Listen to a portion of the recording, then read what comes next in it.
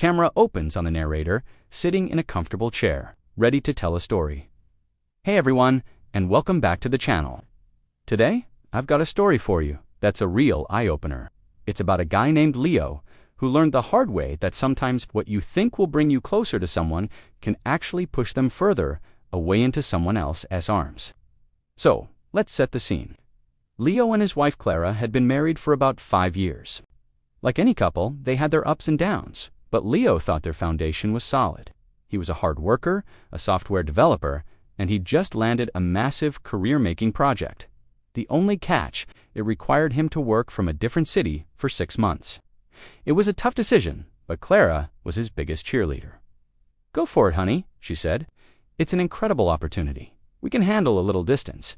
It'll make us miss each other more." Leo was sold. He packed his bags, filled with a mix of excitement for the job and sadness about leaving Clara. He believed in that old saying, "Absence makes the heart grow fonder." He imagined their tearful, passionate reunion in 6 months, their bond stronger than ever. He called her every single night, without fail. He'd tell her about his day, the boring meetings, the small victories. Clara always sounded supportive, asking about his work and telling him how much she missed him. She'd talk about her quiet nights in, watching their favorite shows, or having dinner with her best friend Sarah. It all sounded so normal, so innocent. For the first couple of months, everything seemed perfect. Leo was excelling at work, and their nightly calls were the highlight of his day. But then, little things started to feel off. Sometimes, when he'd call, she'd sound distracted, her answers short. "Just tired, honey," she'd say. "Long day?" Other times he'd call, and it would go straight to voicemail. And she'd call back an hour later, saying her phone was on silent. Leo, being a trusting guy, brushed it all off. "She's just adjusting to being alone," he told himself. "I'm probably just overthinking because I miss her." One Friday night, Leo finished his work early and decided to surprise Clara with a video call. Usually, they just did voice calls. When she answered, she was in a dimly lit room, not their living room. "Oh, hey," she said, a little flustered. "I'm just at Sarah's place. We're having a girls' night." It made sense. But in the background, just for a split second before she angled the camera away, Leo saw the corner of a man's shirt. He felt a cold knot in his stomach. "Who's that?" he asked, trying to keep his voice casual. "Oh, that's just Sarah's brother, Mark. He dropped by to say hi," she said smoothly. Too smoothly. Leo knew for a fact Sarah didn't have a brother. That lie was the first crack in the dam. Leo's mind started racing, replaying all those short phone calls, the missed connections. Was he being paranoid?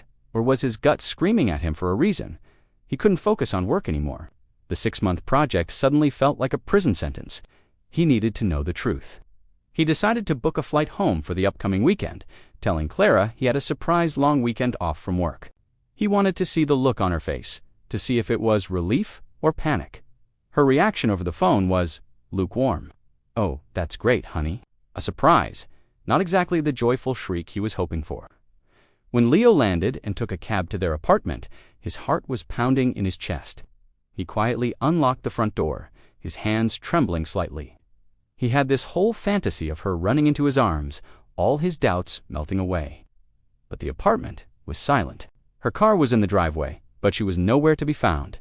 He called her phone. It went straight to voicemail. Then he noticed a receipt on the kitchen counter. It was from a fancy restaurant he'd never heard of, dated the previous night. It was a table for 2, and the bill included 2 glasses of expensive champagne. It wasn't a girls' night with Sarah kind of receipt. Feeling sick, Leo did something he never thought he'd do. He went to their shared laptop. He knew her password. He just needed something, anything, to prove he was wrong. But what he found proved he was right. Her message history was open, and there it was. A long, detailed conversation with a man named Alex. It wasn't just friendly banter. There were pictures, plans, and messages that left nothing to the imagination. "Can't wait to have the place to ourselves all weekend," one of Alex's messages said. Leo thinks he's coming home to a surprise, but the real surprise is on him. The words blurred through Leo's tears. It wasn't just a one-time mistake. This had been going on for months. The quiet nights and the dinners with Sarah, it was all a lie. The distance he thought would strengthen their love had just given her the perfect cover to live a double life. He felt like a fool. He had been working his tail off for their future, while she was building a new one with someone else. Just then, he heard a key in the lock. The door opened, and Clara walked in, laughing at something on her phone. She looked up and froze, her face draining of all color when she saw Leo standing there. The smile vanished, replaced by pure shock. Behind her, a man Alex, Leo presumed, was carrying 2 bags of groceries. He stopped dead in his tracks, looking from Clara to Leo, the awkwardness thick enough to cut with a knife. There was a long, painful silence. "Leo, what are you doing here?" Clara finally stammered. "I thought you weren't coming until tomorrow." Her voice was a weak whisper. "I live here," Leo said, his own voice hollow and unrecognizable. He gestured towards the man behind her. "And who's this?" "Sarah's brother, Mark." The sarcasm in his voice was dripping with pain. Clara couldn't even look him in the eye. There was no big, dramatic fight. There was no screaming or shouting. Leo was just empty.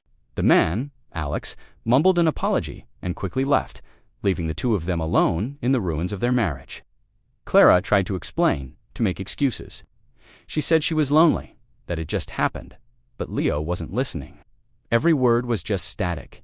He had trusted her completely. He believed the distance was a test they would pass together.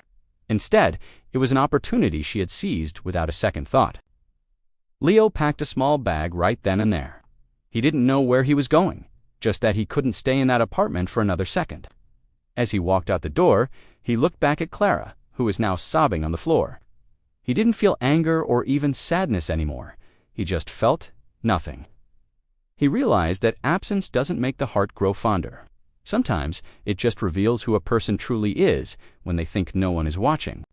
The distance hadn't made her miss him. It had simply made it easier for her to forget him. And that's the heartbreaking lesson Leo learned. It's a tough one, but it's real.